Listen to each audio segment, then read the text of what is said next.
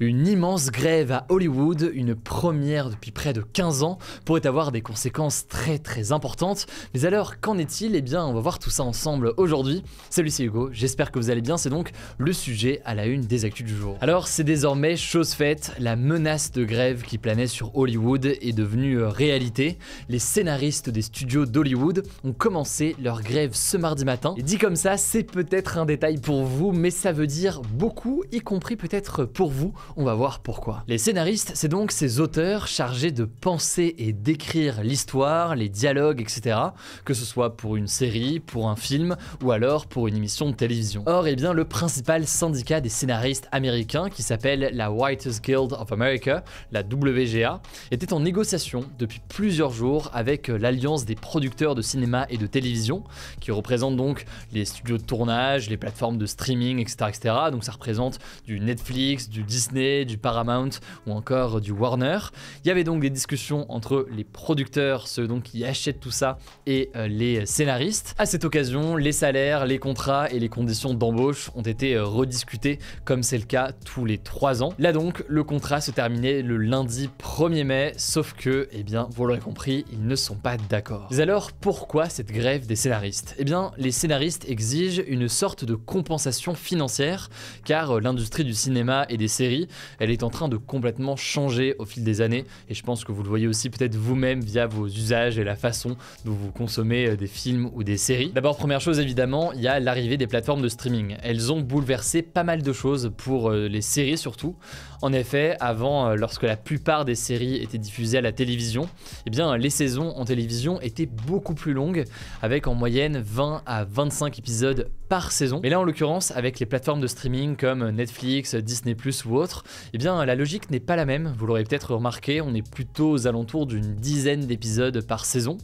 Or, eh bien, il faut savoir que les scénaristes sont payés à l'épisode, et donc ça veut dire que leurs revenus ont parfois fortement diminué depuis cette nouvelle organisation des séries, puisqu'ils peuvent être signés pour une saison d'une série, sauf qu'une saison, eh bien, c'est 10 épisodes, et ça en est plus 20 ou 25. Les syndicats, de leur côté, parlent d'une baisse de 23% en moyenne.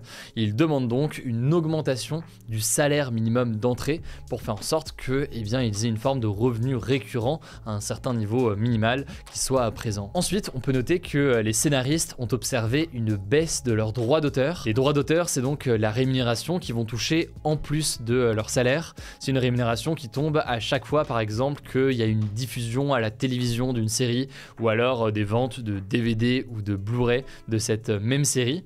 Là aussi, ils estiment que leurs droits d'auteur tels qu'ils fonctionnent aujourd'hui ne sont pas adaptés aux plateformes de streaming. Je ne rentre pas dans les détails là-dessus parce que c'est un peu complexe, mais ça a changé pas mal de conditions. Et donc, ils souhaitent une renégociation de la façon dont leurs droits d'auteur sont calculés. Et plus largement, il faut bien comprendre que le métier de scénariste est souvent vu comme très précaire. Et d'ailleurs, c'est le cas pas que aux États-Unis, c'est le cas y compris en France. Il me semble qu'on en avait parlé à l'époque déjà dans ce format des actus du jour. Bon, et au-delà de ces questions de négociation salariale, on peut aussi parler de l'arrivée de l'intelligence artificielle.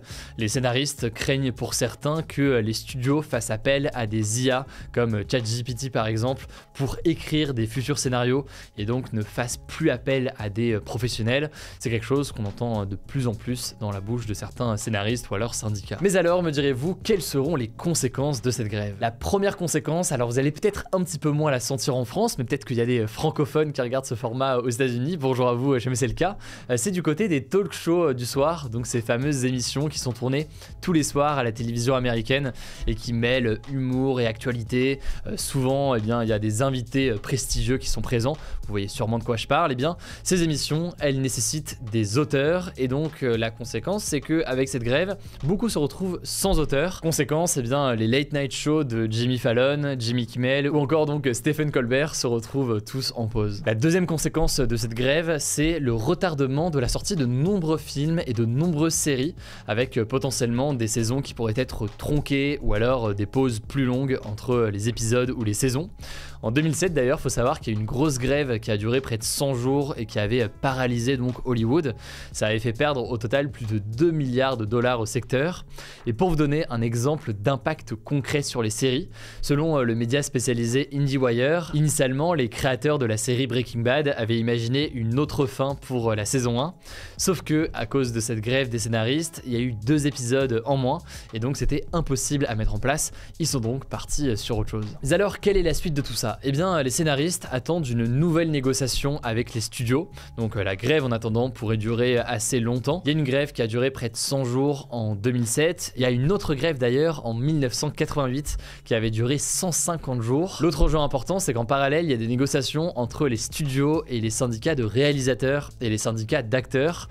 Là, forcément, ça peut être un cocktail explosif. Si en parallèle, il y a aussi des grèves de réalisateurs ou d'acteurs, ça pourrait être un vrai cauchemar pour Hollywood parce que ça voudrait dire que tout serait à l'arrêt. En tout cas, les studios et les plateformes qui achètent donc tout ça tentent de se préparer. Netflix a déjà prévenu ses investisseurs que la plateforme avait assez de contenu pour tenir assez de temps, et ce notamment avec des programmes qu'ils peuvent acheter à l'étranger qui ne dépendent pas donc du travail à Hollywood et qui peuvent donc diffuser sur la plateforme. C'est aussi lié à des programmes de télé-réalité qui ne nécessitent pas de scénaristes, ou en tout cas pas le même genre de scénaristes. Bref, on verra donc ce qu'il en est. En tout cas, ça me semblait intéressant de faire un petit point sur ce sujet aujourd'hui. Au passage, si jamais ce genre de sujet orienté culture vous intéresse, n'hésitez pas à me le dire directement dans les commentaires, et je vous invite, si jamais c'est pas encore le cas, à vous abonner à notre compte Instagram dédié au sujet culturel. On parle de cinéma, de séries, de musique, de littérature sur notre compte hugodécrypte.pop sur Instagram. Vous êtes plus de 500 000 abonnés à ce compte, donc merci beaucoup pour votre confiance. Je laisse la parole tout de suite à Blanche et je reviens juste après. Merci Hugo et salut tout le monde. On commence avec une première info. Après la journée de manifestation du 1er mai, les syndicats se sont réunis ce mardi pour réfléchir à la suite de la mobilisation contre la réforme des retraites. Et donc une nouvelle journée d'action commune aura lieu le 6 juin prochain.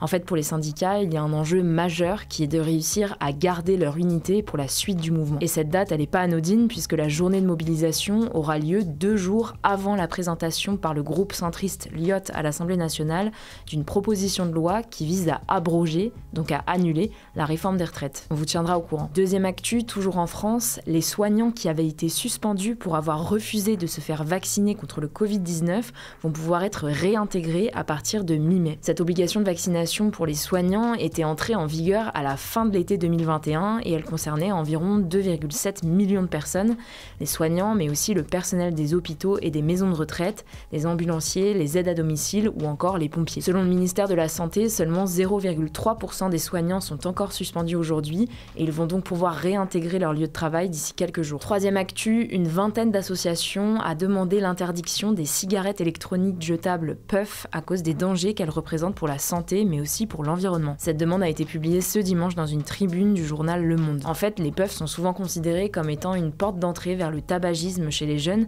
puisqu'un adolescent sur 10 a déjà utilisé une puff selon l'Alliance contre le tabac. Et donc en plus des risques pour la santé, les puffs seraient aussi un risque pour l'environnement puisqu'elles sont jetables mais aussi difficilement recyclables. Pour lutter contre ça, les associations réclament à l'État d'interdire les puffs le plus vite possible, comme c'est déjà le cas par exemple en Allemagne et en Belgique notamment. Quatrième actu, ce mardi, plusieurs roquettes ont été tirées depuis Gaza, un territoire palestinien, vers Israël après la mort en détention d'un Palestinien qui était en grève de la faim depuis plus de 80 jours. En fait, Kader Adnan, donc l'homme qui est mort dans sa cellule, était un haut responsable du djihad islamique palestinien, qui est une organisation palestinienne engagée dans la lutte armée contre Israël. Et il était devenu un véritable symbole pour les Palestiniens. Selon le club des prisonniers palestiniens, il s'agit du premier détenu mort en détention en Israël d'une grève de la faim. Et donc suite à sa mort, 3 roquettes ont été tirées au total depuis Gaza, où le djihad islamique est très présent, mais les roquettes n'ont fait aucun blessé. On vous tiendra au courant de l'évolution de la situation. Cinquième actu, au Soudan, 800 000 personnes pourraient fuir les combats qui ont fait plus de 500 morts vers les pays voisins selon l'ONU. En fait, selon le patron du Haut Commissariat des Nations Unies pour les réfugiés,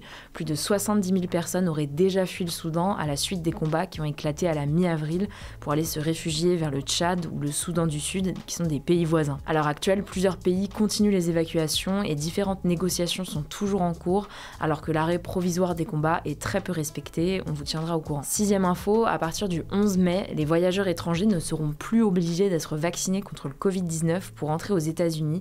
C'est ce qu'a annoncé le président américain Joe Biden ce lundi. En fait, cette levée de l'obligation vaccinale a été décidée dans un contexte où 270 millions d'Américains Américains ont reçu au moins une dose de vaccin et où le nombre de morts liés au Covid a chuté de 95% depuis janvier selon l'OMS. Dernière actu, ce lundi a eu lieu l'édition 2023 du Met Gala, qui est un événement caritatif créé en 1948 par la journaliste de mode Eleanor Lambert dans le but de collecter des fonds pour l'Institut de costumes du Met Museum de New York. Cette année, le Met Gala a décidé de rendre hommage à Karl Lagerfeld, grand couturier et styliste allemand décédé en 2019. Et pour cette occasion, de nombreuses célébrités se sont vêtues de tenues assez extravagantes. C'est le cas de l'acteur américain Jared Leto qui est arrivé déguisé en Choupette, le chat de Karl Lagerfeld. Kim Kardashian était elle vêtue d'une robe couverte de perles en clin d'œil au style du couturier. On peut aussi citer la chanteuse belge Angèle qui a opté pour une robe noire Chanel dont Karl Lagerfeld a longtemps été le directeur artistique. Merci beaucoup Blanche. Alors le débat hier c'était le suivant, soutenez-vous les manifestations qui se poursuivent contre la réforme des retraites? Une immense majorité de oui qui continue à être présente sur ce sondage. Quant au débat aujourd'hui, c'est le suivant, approuvez-vous la réintégration des soignants non vaccinés contre le Covid? Pour voter sur le sondage, ça se passe directement dans l'onglet communauté. Pour plus d'actualités au quotidien, rendez-vous directement sur notre compte Instagram, donc je le disais, le compte Hugo Décrypte, mais aussi les déclinaisons liées à la culture ou liées au sport, hugodécrypte.sport ou hugodécrypte.pop. Écoutez, je crois que j'ai tout dit, prenez soin de vous, prenez soin de nos proches et on se dit à très vite.